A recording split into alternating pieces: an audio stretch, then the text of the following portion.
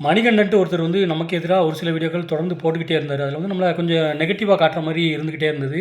அதனால் இப்போ நம்ம சார்பா ஒரு 2 பேர் வந்து அவர் மேலே இந்த லீகல் நோட்டீஸும் அந்த இதுவும் லீகல் நோட்டீஸ் வேண்டாம்னு சொல்லிட்டு கடைசியில் வந்து சைபர் கிரைமில் தான் கம்ப்ளைண்ட் பண்ணி வச்சுருந்தாங்க. அங்கே ஆக்ஷன் எடுக்க மாட்டாங்கன்னு தெரியும். இருந்தாலும் சரி பரவாயில்லன்னு சொல்லி கொடுத்து வச்சுருந்தாங்க பார்த்துக்கோங்க. அதுக்கப்புறமா என்ன ஆச்சு அப்படின்னா, இப்போ அந்த மணிகண்டன் வந்து ஒரு இடத்துல ஒரு கட்டத்தில் வந்து உடஞ்சி நின்றுக்கிட்டு இருந்தார். அந்த டைமில் நானே போய் பேசினேன். எதுக்காக ப்ரோ என்னை பற்றி இப்படி தப்பாக பேசி போடுறீங்க? இப்போ நீங்கள் பண்ணுறது எல்லாமே சரிதான். நியாயமாக நிறைய பேர் வந்து தட்டி கேட்குற மாதிரிலாம் போடுறீங்க. ஆனால் நான் வந்து அந்த மாதிரியான ஆள் கிடையாது. என்கிட்ட வந்து எல்லாமே எவிடன்ஸ் இருக்குது. நான் எந்த தப்புமே பண்ணலை. எதுக்காக இந்த மாதிரி மக்கள் மத்தியில் வந்து என்னைய இப்படி ஒரு வில்லன் மாதிரி காட்டுறீங்கன்னு சொல்லி நான் கேட்டேன். அப்போ வந்து கேட்கும்போது தான் தெரியுது, அவர்கிட்ட வந்து கொஞ்சம் ஒரு சில ஆதாரங்கள்லாம் வச்சிருக்கிறாரு. அது என்ன ஆதாரம்னு சொல்லி எடுத்து பார்த்தா, எல்லாமே வந்து நம்ம பாம்பு கொஞ்ச நாளைக்கு முன்னாடி ஒரு பாம்பு ஒருத்தனை போட்டு அடின்னு அடித்தோம் பார்த்தீங்களா? அவன் வந்து எல்லார்கிட்டயுமே ஒரே வார்த்தைய தான் வந்து எல்லார்கிட்டயுமே சொல்லி வச்சிருக்கான்.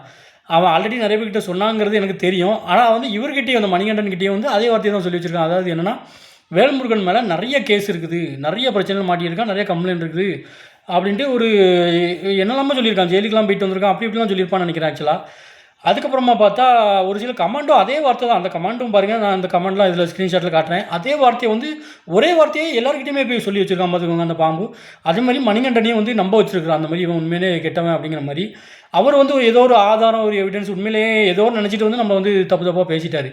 அதுக்கப்புறமா அவரும் வந்து சொல்லிட்டாரு, இந்த மாரி நான் இனி இவங்கள பத்தி தப்பா வீடியோ போடுறதா இல்ல அப்படிங்கிற மாரி அவரும் ஒரு வார்த்தை சொல்லிட்டாரு. நானும் அவர்கிட்ட போய் பேசிட்டேன். அதுக்கப்புறம் உங்க மேல எனக்கு வேல்யூ கூடிட்டு. சத்தியமா உங்கள பத்தி நான் பேசுறதா இல்ல. இந்த வேல்முருகன் மேல நெறைய போலீஸ்ல கம்ப்ளைண்ட் இருக்குதுங்கிற வார்த்தைய வந்து நான் இன்னொரு இடத்துலயும் கேட்டேன். எங்க அப்படின்னா 4 வருஷத்துக்கு முன்னாடி நான் ஒரு வீடியோ போட்டிருக்கிறேன். அப்போ வந்து இந்த சேனல் இல்ல. அப்போ வேற ஒரு சேனல் வச்சிருக்கிறேன். அந்த சேனல்ல போட்ட வீடியோவ மெனக்கெட்டு இந்த ராத்திரி பகலா உட்காந்து தேடி இதுல தப்பு இருக்குன்னு சொல்லி ஒருத்தன் வந்து ஃபாரஸ்ட் டிபார்ட்மெண்ட்டுக்கு அனுப்பி ஃபாரஸ்ட் டிபார்ட்மெண்ட் வந்து எனக்கு கால் பண்ணி பேசும்போது சொல்றாங்க, உன் மேல நெறைய கம்ப்ளைண்ட் இருக்கு, உன் மேல நெறைய கேஸ் இருக்கு அப்படிங்கிறாங்க.